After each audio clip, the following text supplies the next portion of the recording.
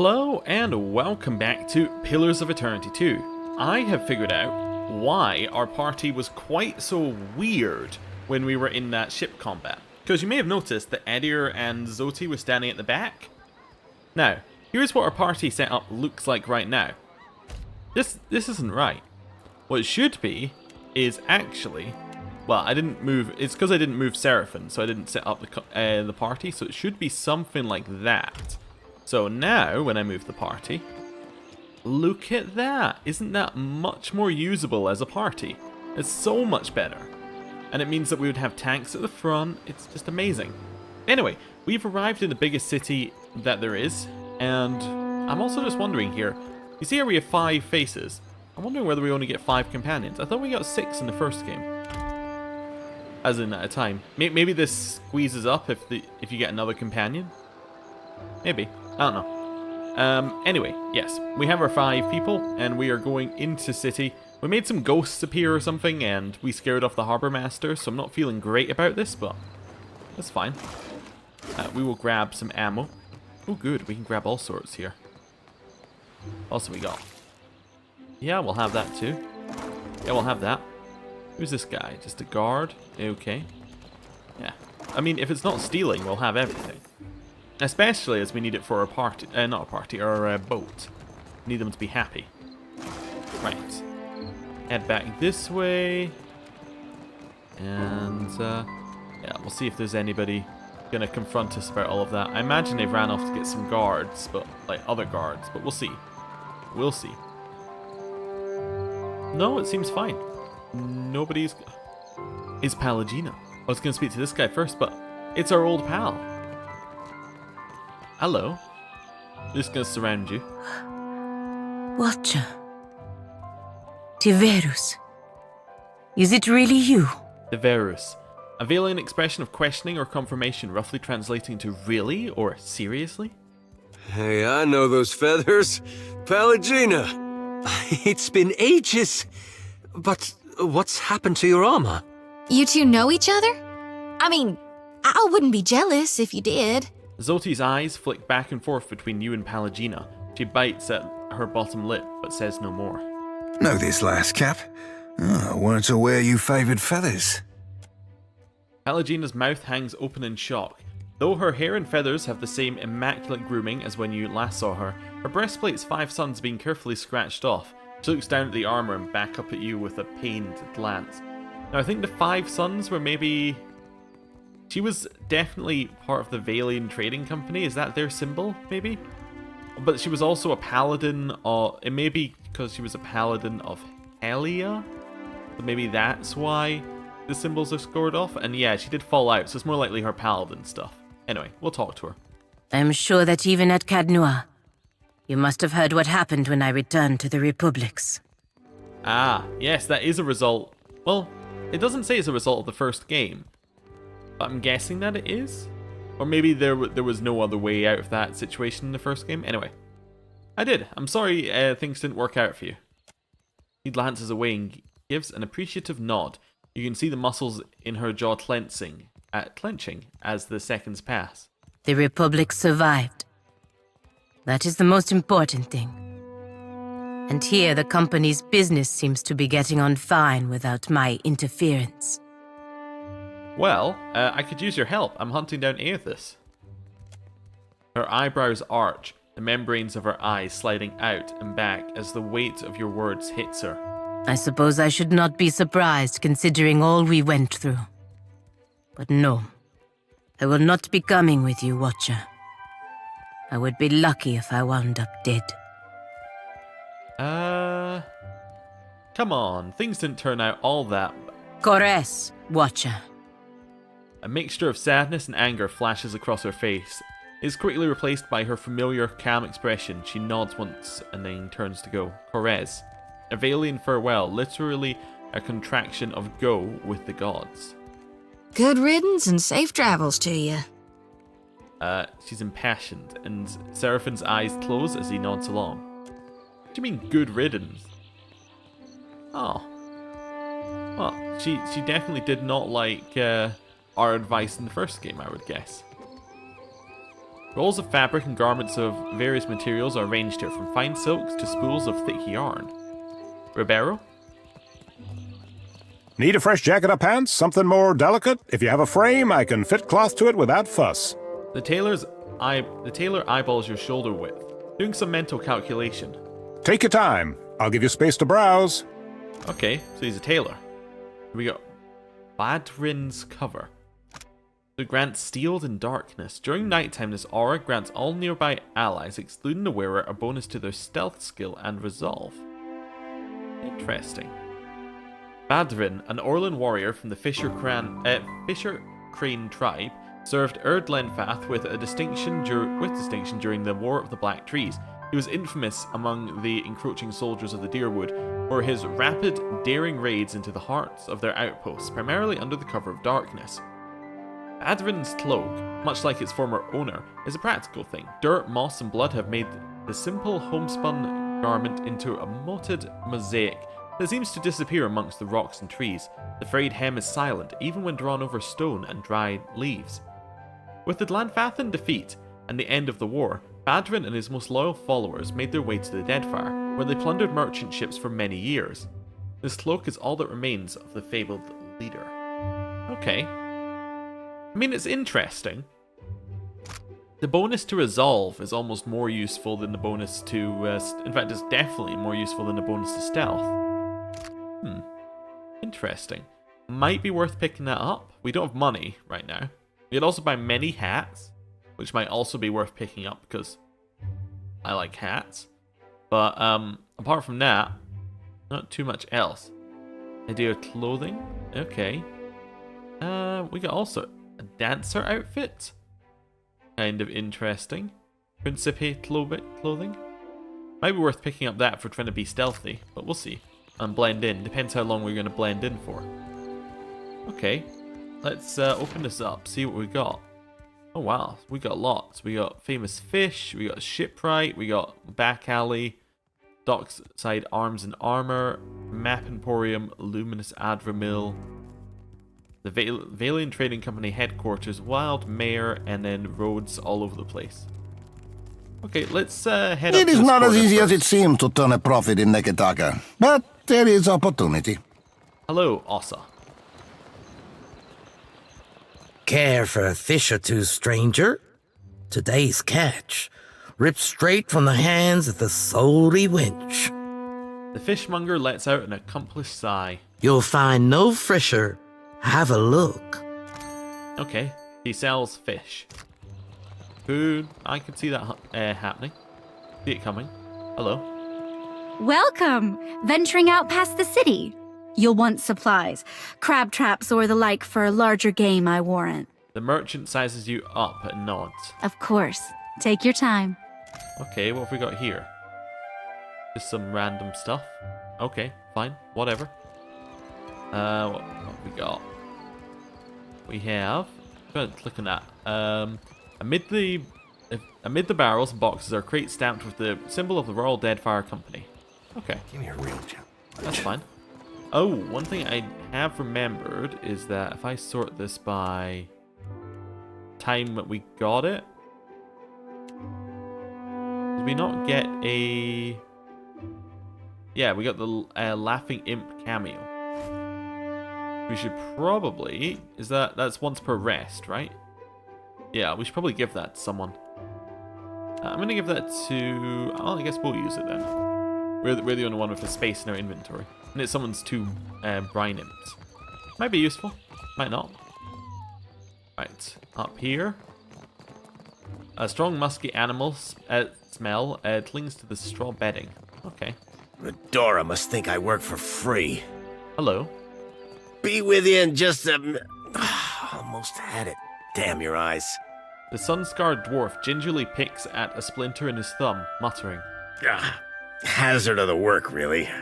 He gives up with a frustrated grunt, shaking his hand. Came in on the sloop?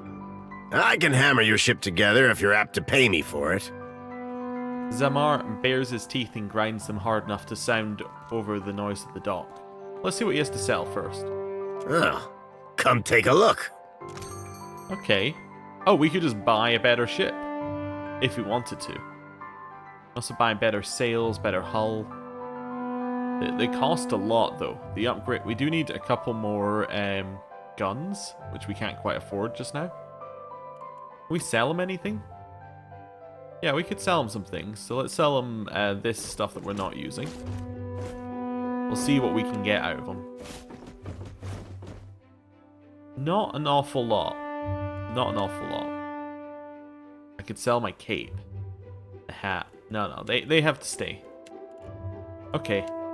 Oh, we've sold some stuff. Let's just trade that. Yeah. We don't quite have enough to really buy anything else, but it'll keep us going for a little bit longer.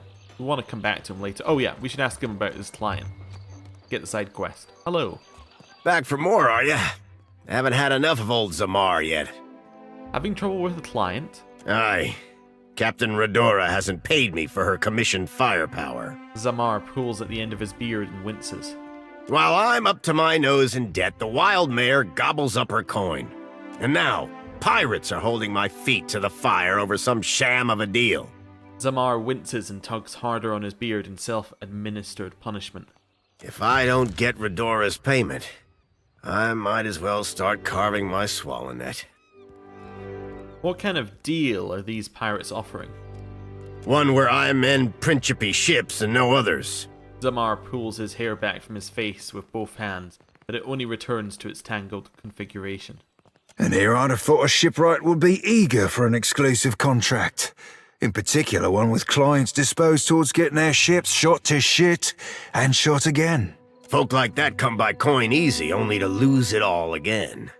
I'm not sinking my business on the say-so of a pack of puffed-up bilge rats. Bastards are driving away business until I give in. Well, let's have a look at this. I could hunt down Redora if it would give me a discount. You'd do that? A fair price goes without saying, Cully. Zamar untangles his hand from his beard to link his thumb and forefinger in a wink. It all comes down to blasted pans and pyres in the end, doesn't it? Zamar spits towards the dock pilings and glances back at the work still to be done. Hands are common base currency in the Deerwood, and pyres are common base currency in the Valian Republic. Their pear-shaped copper coins are heavily used in the trade hubs of the Deadfire archipelago. Okay. See ya. Well, that went easy enough. We got a little quest. Is that an actual quest? Yes it is. No? Not an actual. Oh, no, there it is. A task. Okay. That's fine. So if we find Remora, we can ask her to pay her money. That's fine. Right. We go to the Valera estate. Just let ourselves in. Yeah, I don't see any reason not to. Right. See what they have to say. Probably, why are you in my house? But we'll see. Oh no, there's a lodger here. Hello. Bertoletto's brought up all the old finery he could, as if we couldn't tell. Okay. We got spellwrights and scribes, so this is like a whole family with... Okay, and what do we have here? Do we have here? Because I can't see it. It says we discovered something, but I can't see it anywhere. Oh, it's all the way back there. It's a boot. Well, I mean, if it's not stealing. Ooh, let's have those. This isn't stealing either.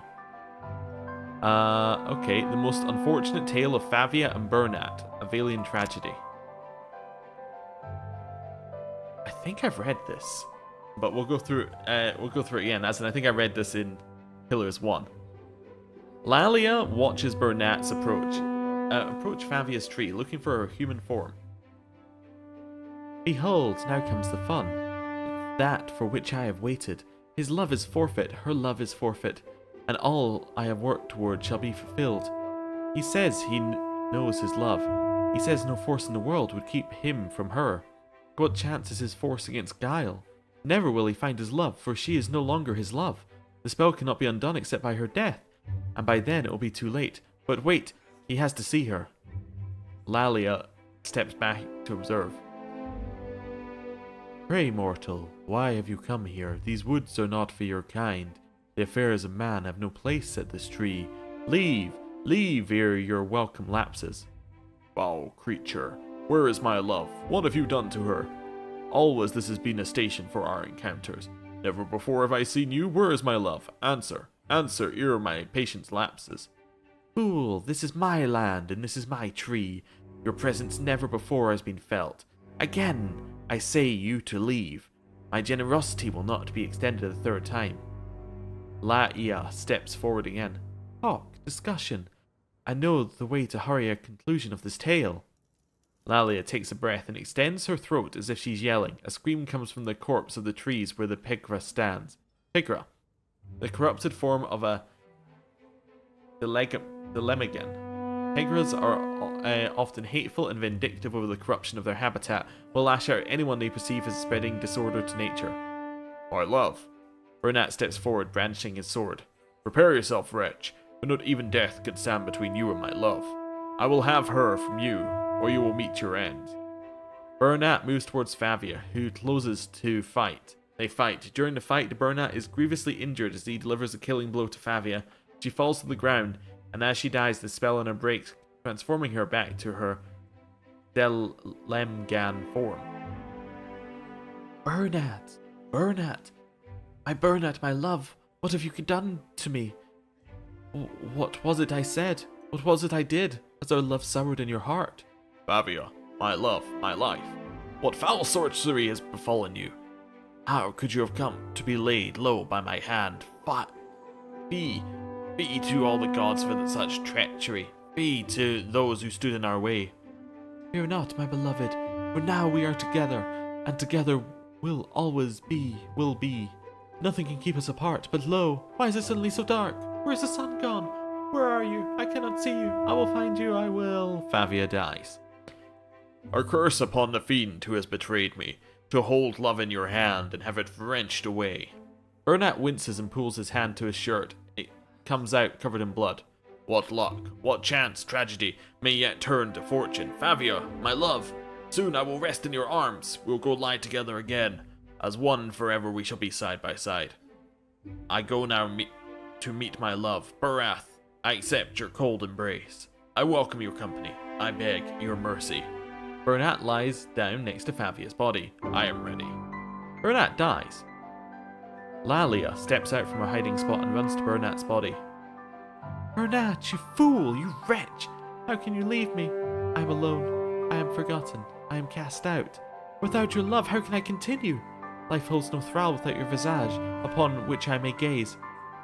But what shall I do? But here, my salvation, my answer. Lalia picks up Bernat's sword. His blade, his weapon! I shall be impaled upon him, and he shall cut through me. I will not be denied my love. I will not be denied my love. You will be mine, if not in this life, then in the next. Lalia impales herself on the sword. I will come for you, my love, my Bernat, wait for me. I shall find you, we shall love forever. Lalia dies. Just an amazing, amazing tale. Right. The ticking of the clock fills the dining room in quieter moments. Okay. That's fine. We got a cook. Still nothing actually in here. Can't help but notice. Okay. What have we got here? More spell rights, more guards. Kind of get the feeling like there could be a fight here. Alright, let's go upstairs. No one seems to be questioning that we're here, so, we can investigate. Never know, they might have more plays.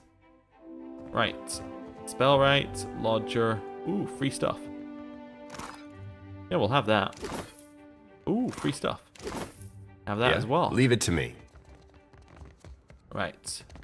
What's in room number 1? Oh, we got people you can talk to. Right. Hello, Atello. Ah, a new face in the Valera holds. Atello Valera's face is lined and weary, but his coat is tidily buttoned, his posture faultless. Halxa, at your service. Courtly manners are welcome here. He inclines his head. My time is not inexhaustible, but I am willing to spare it. He opens his palms and invites you to continue. What can I do for you? What does your family do for the Valian Trading Company? Valera ships escort goods and merchants from island to island across Deadfire. The Principe dogs show us their stern whenever they spot Valera colors on the horizon. Leave it to a swabby from the Republics to think a pirate showing them their rear be a compliment. The Orlan chuckles at his own joke. Yeah. Now that reminds me, we should have a look at the Orlan and see what kind of reputations he likes, because we never did this. So he's anti-Principe. So he dislikes people who are anti-Principe. So he likes people who are pro-Principe. He dislikes people who are racist. He likes skullduggery, he likes light-hearted, he likes impassioned, and he likes worldly. Okay. So, no conflict directly apart from skullduggery, which conflicts with Zoti here, as far as I can see. Yeah, okay. Yeah, the only one who's got any we actually do have a couple of relationship ones going. So, alright, so Seraphin has no opinion of anyone. But Loth dislikes Seraphin, but kind of like Zoti. Edier kind of likes Zoti.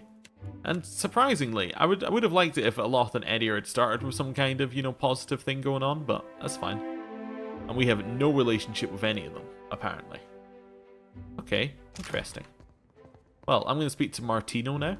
A new face to the Valera halls. And aren't we all so excited to see you? Martino Valera grins from ear to ear. I always make time for chatter. Say what you will. What brings you to the Valera household? Is drama an acceptable answer? His grin widens. I make sure the wine cellar is stocked, and that sons and daughters alike know how to carry a blade. Alright, see ya.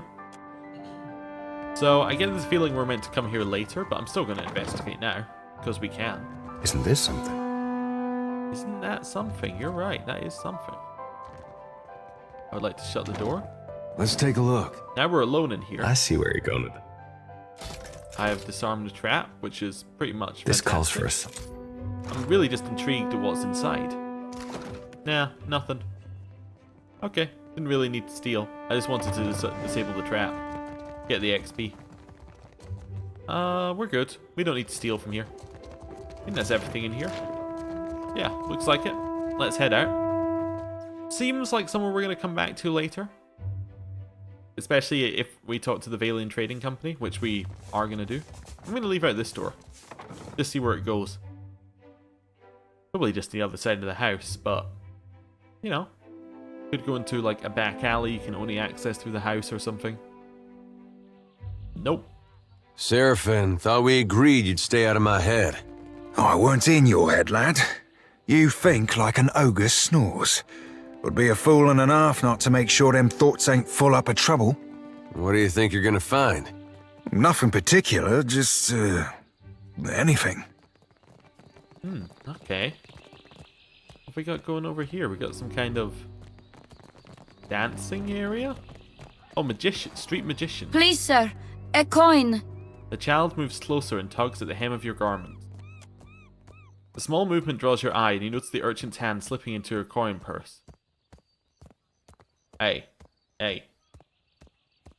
Let's grab her by the arm. The child's eyes widen in panic, spurring a brief and fruitless struggle to escape. Let me go! I'll give it back, please! Okay. Not a chance. Run for it! The urchin lets out a piercing whistle to alert the others. Hey. Come back here, urchin. I found you again. Oh. There's nothing more you can do. That's fine. I would like to speak to Sinbel, please. No. How about Telia or That's Tyler? close enough. The young girl narrows her eyes and reaches for a dagger tucked into her back pocket. Her cheeks are sallow, and she licks the edge of her dried lips. Even if she had eaten this week, you doubt she'd be in fighting shape. Hey, no need for that. Vilfetto, smarter than you look. Her hands drop to her sides. Can't be too careful. Queen's birth has an edge to her. So what are you doing on the streets of Nekataka? Nasenale. I've never had a roof over my head longer than an evening. He cocks an eyebrow at you. Nasanali. Balian term for a nosy person. I guess cutting me loose was cheaper on my parents than a passage back to the Republics. Or a few bites of bitter squash. You know anything about local pirates hassling Zamar? Ugh, if they are the same ones who robbed Radora blind. He drags her threadbare sleeve across her nose. The boss and his wolf sleep their fun off by day. But by night, he and his botso friends keep to the alley giving out bruises for coin. She gestures off in the opposite direction. Okay. Thank you for all the information. Okay, Wanika? Well met, stranger.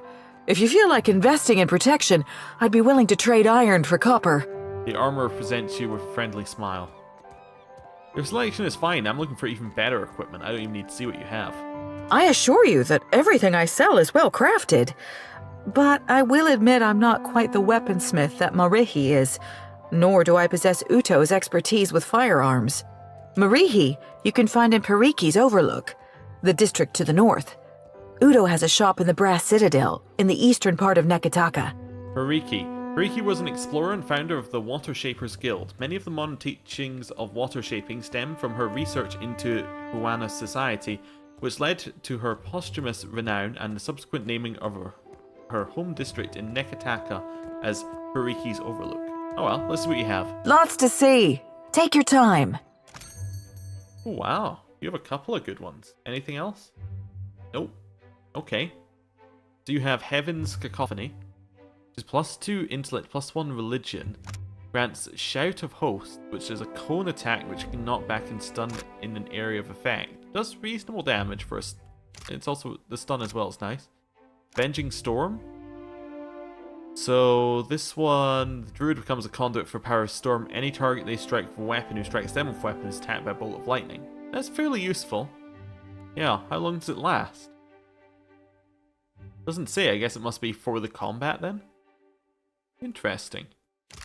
Anyway, the crested helm pays tribute to the goddess Helia, the Sky Mother. Its plumed coxcomb, made of feathers taken from a willing avian godlike, make for a dashing, daring display. The steel is etched with glyphs simultaneously representing lightning, the sky, birds, and swift travels. Okay, looks alright. It's probably like a maid chooser's one, which is kind of weird. I guess maybe it's meant for a paladin. Yeah, that makes a lot of sense. It's probably meant for a paladin. Horns of the Bleak Mother. That gets you perception, resistance to resolve afflictions, and then 10 accuracy against beasts. No one knows for certain the true nature of the being known as the Bleak Mother. Some say she was the progenitor of 100 young, terrible creatures that stalk in wild places best left forgotten, preying on kith and beast. Others maintain her domain is that of thorns and tangled roots, and that her children ensnare and devour those who wander off the path. Real or imagined, the mother is only talked about in whispers by those who trek darkened woods and brave the untamed wilderness. The fellow who wore this horned helm, however, spoke in boast. He claimed to have met the dreadful mother and slain her. These horns, he said, were proof of his deed. A pair of hunters would later discover the helmet in the heart of the Blackwood, its owner nowhere to be seen.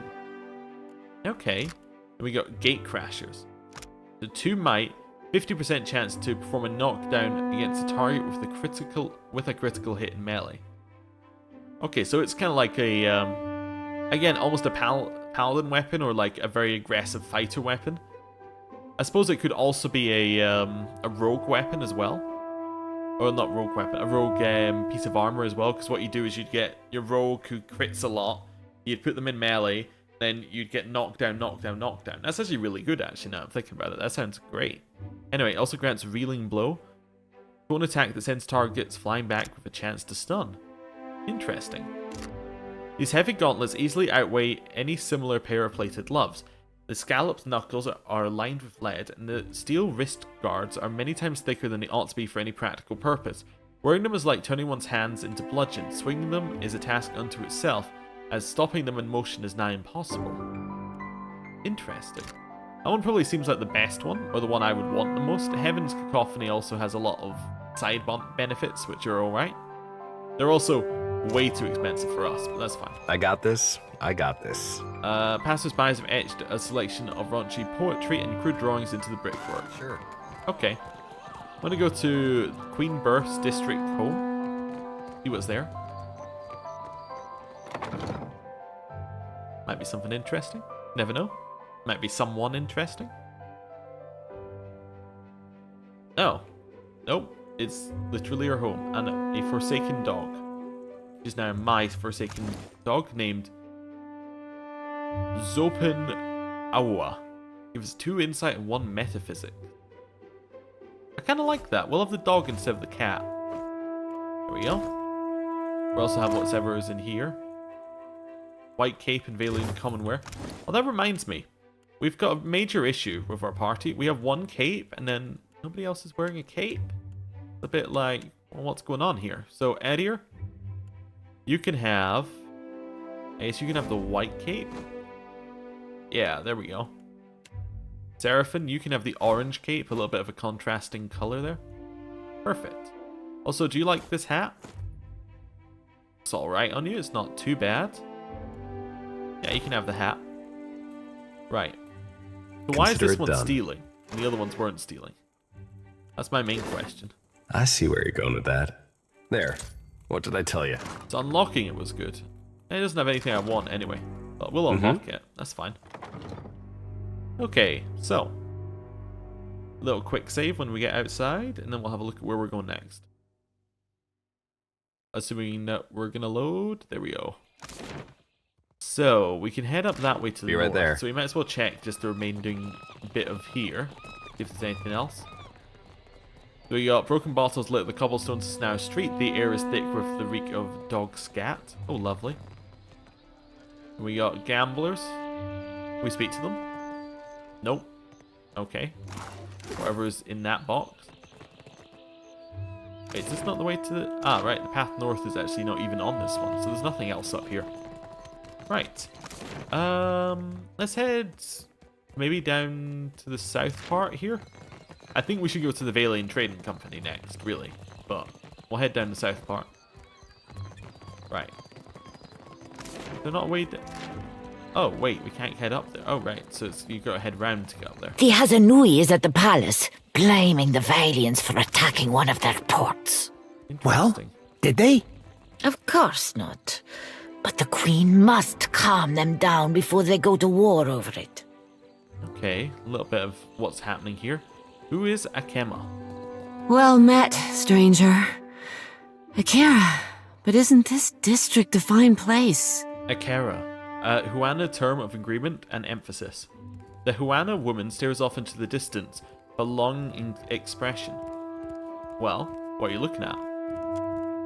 He doesn't settle on any point of particular interest. Everything from the high buildings to the cobblestones is a subject of fascination. She notices your attention, turns her eyes to the ground. I am not one meant to venture far from the gullet. Until recently, I had a respectable job at the Luminous Bathhouse. The Gullet. Colloquially called the Gullet, the slums of Neketaka are home to both the Roparu caste of the city's Huana, as well as myriad colourful and unsavoury figures. Built in a great chasm at the heart of Neketaka, it is where much of the city's refuge, literal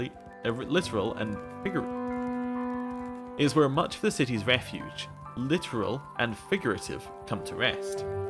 Okay, so she's probably a member of the Roparu caste, which is the lowest one? Now that I am unemployed, I seek to make myself useful before the money runs out, and I must return to the Roparu as a pauper. She frowns and turns her gaze back up to you. Okay. Well, all sorts of questions. How did you lose your job at the bathhouse? More happens at the bathhouse than cleanliness and ease. It is a place of meetings, business, and transactions, to all of which the attendants are either blind or deaf. One day, I overheard, more than I ought to have. In my erring, I gasped. To my great shame, I showed a most unprofessional reaction before clients. I was fired, and rightly so. So what did you overhear? Akema shakes her head and lowers it in the deepest shame. She's trembling. It's clear that, in her estimate, she has suffered enough without debasing herself even further. So tell me about working at the Luminous Bathhouse. A wonderful place. Would that I could cross its threshold again and feel the mist of luminous waters. Her smile is sad, if genuine. In spite of my time there, I cannot do else but give it my highest recommendation. You will find the Luminous Bathhouse in Periki's Overlook. Okay. Tell me about Queen's birth. The Queen granted this area of the city to the Valian outsiders. Here they organize their business and trade, digging up the archipelago with both hands and carrying riches overseas. He glances towards the docks. In her welcoming embrace, the Queen allowed a similar concession to the Royal Deadfire Company. You would do well to see as much of Nekataka while you are here, I am thinking. Could you direct me to the Kahanga Palace? Akira, you want to follow the road north, up the mountain, always climbing. It is the highest point in the city. Okay, thanks. See ya. Well, leave it to me. There's something going on at the bathhouse. That's my main takeaway from that. Merla, how is every ship hunter taken? Hello? No sooner do you approach the Valian woman than she squints and turns up her nose, regarding you with thinly veiled distaste. I only deal with serious clients. Now shoo! She makes a sweeping gesture with both hands. Excuse me? Done. You are dismissed. Madiko. But it is impossible to find skilled work when every competent freelancer wastes their shore leave in the wild mare. He grimaces towards the east. When blood travels south of their brains, the value of a good bounty is forgotten. Oh, you give out bounties? I could take some off your hands. You, a nameless face of the streets? She thumbs her chin and gives you a thorough looking over. I do not make a habit of shepherding new talent, but there is a seed of potential. She sighs to herself and peers over your shoulder before giving up and addressing you directly. We will cut your teeth on Biakara, a Huana sailor and would-be patriot who plagues company ships. I'll take the bounty.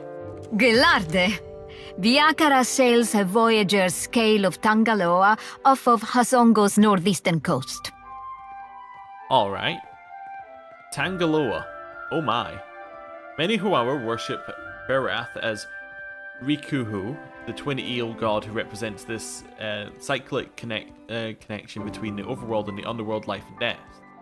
Rikuhu is often depicted with two constituent eels, Kopa, representing the overworld and life, and Tangloa, who represents the underworld and death, devouring one another by the tail. In Huana folklore, Kopa and Tangloa were born before time existed, and each had an insatiable appetite and began to devour all living things, and with each thing devoured they became larger. When there were no living things left to eat, the two eels were so enormous to encompass all existence they began to devour one another. Thus all beings are perpetually passed through the digestive tracts of the two eels. When one reaches the end, it passes through the mouth of the next eel, gateway to or from the underworld, and the next stage of existence begins. The notion of time is merely one's perception of the digestive process. How weird. Okay, I have some questions. Questions? Ask your questions, Aimiko. Why aren't more sailors accepting work? But I blame Luminous Adra. She folds her arms and exhales sharply through her nose. Our privateers are busy escorting shipments out of the Deadfire. Everyone is rich, no one is hungry. Where are the Casitas willing to sink their enemies for a bag of pies, huh? Drunk on success. She waves derisively towards the east. Do you have any other bounties? But you have your quarry already. Once the target is sunk, come back to me for another. But too much eagerness can be a bad thing. Okay, see ya. Right, well that went fairly well. Another book. Magranic Benediction. Neither let thy travels burden thee, for in thy suffering thou shalt be transformed.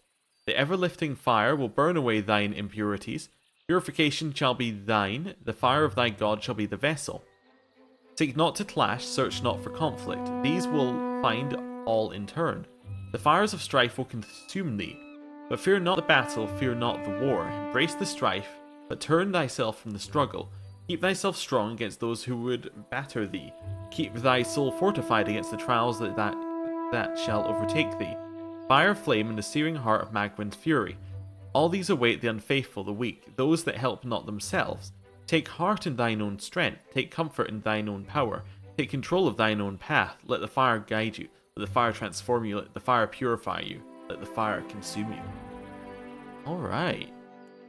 Well, I think I read that before as well. Seems like they put in books from Pillars 1. That's fine. We'll read them again, because I can't remember all of them. Okay, right, what we got here? Worn robe. We can summon the guards if you want to be difficult, Amico. Kindly leave. If Luca doesn't see reason, the Duape will lose their lands. For their sake, I must... Oh, he just walked away. Wait, we go in the sewers? Is that what that's telling us? You duck down into the canal and find yourself kneeling before an iron gate. The reek of sewage wafting from the other side is powerful enough to bring tears to your eyes. The iron bars are set firmly into the surrounding brick, barring any passage onwards. Well, I'm going to leave, but we could obviously break our way in there. Okay, hello, Tawenu. The young Huana wears a disconcerted frown. He meets your approach with the flicker of a welcoming smile, but it dies down quickly. Please, I must ask a favor. He shies back from making eye contact, keeping his head lowered. What say? Do you have business with the Valian Trading Company? Not yet at least. Why? Actually, no. What seems to be the problem? My people of the Duape. We signed a contract with the company. Tall Enu looks towards the headquarters with a despondent frown. We were not understanding the terms at the time. I wish to, what say, renegotiate. But the clerks turned me away. Tell me more about the contract. My father, the Ranga, took payment from the company. In exchange, they dig for Adra. Ranga, the title of a Huana tribal chieftain, not to be confused with Ranga Noao, the Ratawan title for the emperor. He speaks with more confidence, as if these words were rehearsed several times over. He did not understand the Valian way. When he dies, the Outlanders will claim our island for themselves. Father has fallen ill, and the clerk, Luca, stands by the agreement as surely as if it was stamped in his skin. And I'm guessing the company didn't like someone challenging their unfair deal? Akira. When the Valian clerk learned I was from the Duape, he became very anxious. I made my appeals to Luca, but my words were as stones dropped down the deepest well. While I am barred from the company office, I can do nothing for my people. Tawenu worries one of the many tassels adorning his garb. That's just a bluff, isn't it? Yeah, that's just straight up lie. No. So why'd they kick you out of their office? I showed Luca a new contract, yes? Fairer, more agreeable terms. Luca called me a criminal and summoned his guards. Tawenu let his arms hang down by his sides. What do you mean a new contract? A man in the gullet offered to assist me. He carried papers, ink, and wax. He helped to write a new contract in the Valian way and to fix the correct seals. Uh-huh. Luca, I say he did not like this. He took my contract and forced me into the streets. Tawenu gestures to the spot where he stands. Well, I'm pretty certain you were given a forgery. I do not know this word. I would fix, but Luca will not give me the chance. Negotiating with outsiders has not gone my way. Tawenu scratches the back of his head, frowning. Mind if I have a look at that new contract? Luca has it secured in a chest. Tangaloa's jaws such trouble for parchment, I say. I'll meet with Luca, see if we can arrive at more agreeable terms. Akira, my thanks. I will remain here by day until justice is done. The worst of his concerns are quickly overshadowed by a broad smile. Okay, well, let's go in. See if we can speak to Luca and sort this all out. Seems fairly easy. We can just talk to him and it'll be solved. Right, so, big place. Got a sitting room with stuff that we can steal. Clerk, Valian commoners, nothing else in there. Okay. We got a fountain. We got company guards. Not that many guards. Okay, Luca's office. Well, let's go in there first, because Seems most sensible. I assume the sewers in case we get kicked out. And what do we have here? Ooh, what do we have here? We have a black pearl and some money. Nice. How much money is that? Oh, we're good. Okay. Every leaf of parchment is coated in dense jargon. Hey, Luca, can we have a word? The clerk busies himself about the room, favouring you with a brief glance. He rubs under his eyes and exhales through his nose. Merla, if you are not on the schedule, you are here to waste my time. I'm definitely examining him. Luca's shirt is spotted with a number of faded purple stains that you recognise as droplets of wine. Someone has tried unsuccessfully to wash them out. So he likes to drink. Okay. Noting your interest, Luca tugs his jacket closed. The service at the tavern are clumsy. Most clumsy indeed. Sure. He clears his throat and fans at his neck. Well, let's ask what this place is first. A little bit of small talk. Stumbling from the street, I see. Luca sneers and surveys you with a patronizing look. This is the heart of the Valian Trading Company. You would know that if you had a reason to be here. From her office, Governor Alvari carries out the will of the Songretta Mea Compresa. The Congress of the Company, a body of 11 high-stakes investors who collectively operate the Valian Trading Company. We clerks are the fingers of their long reach. He clutches his hand over his heart and bows sharply. Okay, so I spoke with Tawenu outside. You have a claim on his tribe's land? A lawful claim, I might add. No matter what the native says to the contrary. He showed up with a forged contract, as if I wouldn't know the difference between our paperwork and theirs. He gestures dismissively out the door. Tawenu is lucky I only seized the forgery. The Galad is too good for his kind. There must be some agreeable way to sort out his problem. Your villager friend would do well not to stand between the company and our prize. The company is allowed to solve problems as we see fit. And right now, Tawenu is a problem. Besides, lying is second nature to the Ranga heir and his ignorant cliente. Cliente. This word means people in Valian. Okay. So, let's see.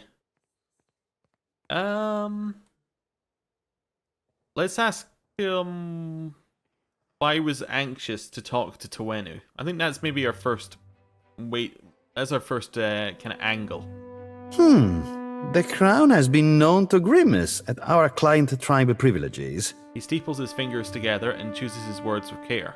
We do not allow local trouble to stymie us so that Rawatai can steal an advantage. Okay. You're ashamed of this practice, and you don't want to admit it.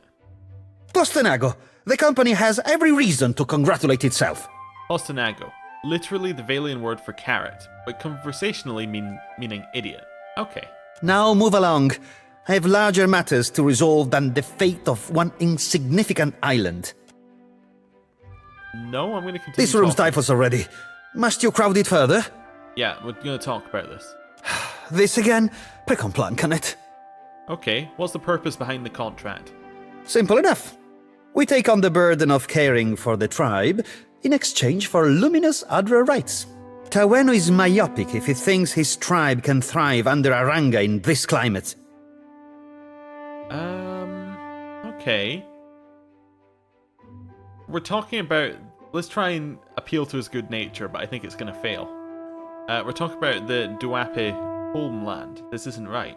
This is the homeland they signed away for money, Ak. I can almost guarantee the company will put it to more dignified use. Okay.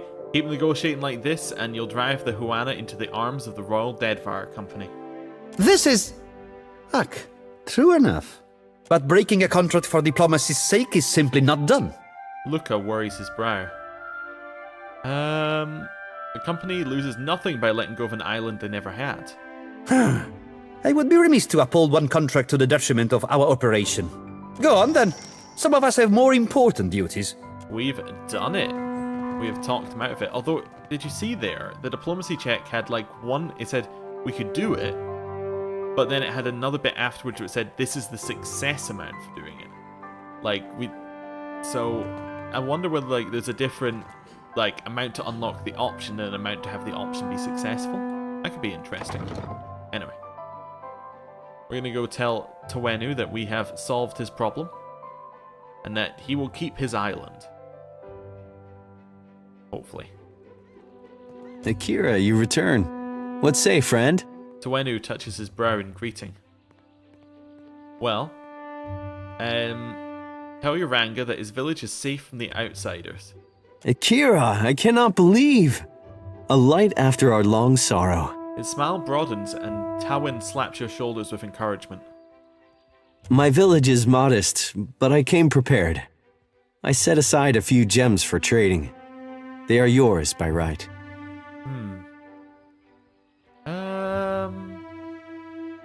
Yeah, let's just accept it. Just say thank you. You are a friend of the Duape. We do not forget. Tawenu smiles, rolling his shoulder with the ease of one who stands suddenly taller, with 2 emeralds and a mother of pearl. Did I tell you? You were in my dreams last night, Watcher. You were on your knees before my god, and I couldn't stop screaming. Oh, well thank you, Zoti. On that lovely image, we're going to end the episode here. Thank you for watching, and I'll see you next time. Goodbye.